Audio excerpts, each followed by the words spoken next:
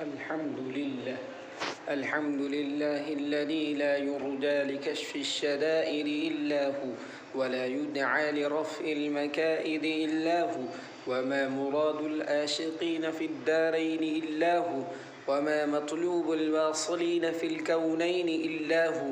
المخلوق كلهم ضعفاء لا قوي إلا هو، والناس كلهم فقراء لا غني إلا هو.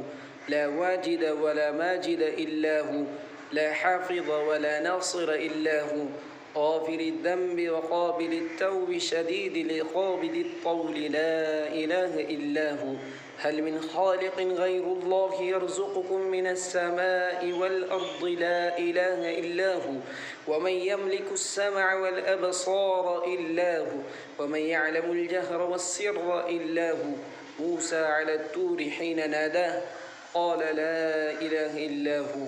ونشهد أن لا إله إلا الله وحده لا شريك له، وهو الحي لا إله إلا هو. ونشهد أن سيدنا ومولانا محمدا عبده ورسوله وبارك وسلم. اعلموا أن الدنيا دائرة، ولذاتها فانية، وطاعتها باقية، وحاصلها فوت، فآخرها موت.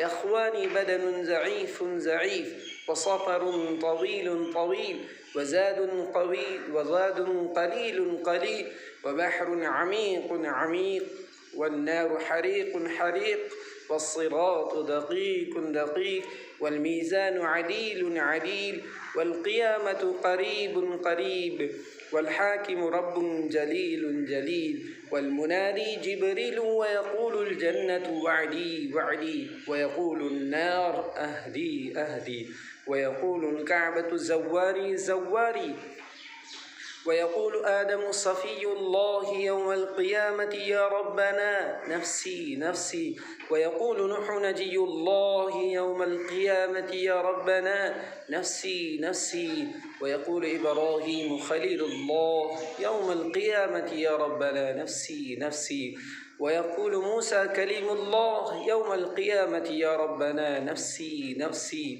ويقول عيسى روح الله يوم القيامة يا ربنا نفسي، ويقول رسولنا وشفينا وهادينا محمد صلى الله عليه وسلم يا رب أمتي، يا رب أمتي، ويقول جليل الجبار جل جلاله عم نواله حبيبي يا عباد لا خوف عليكم اليوم ولا أنتم تحزنون.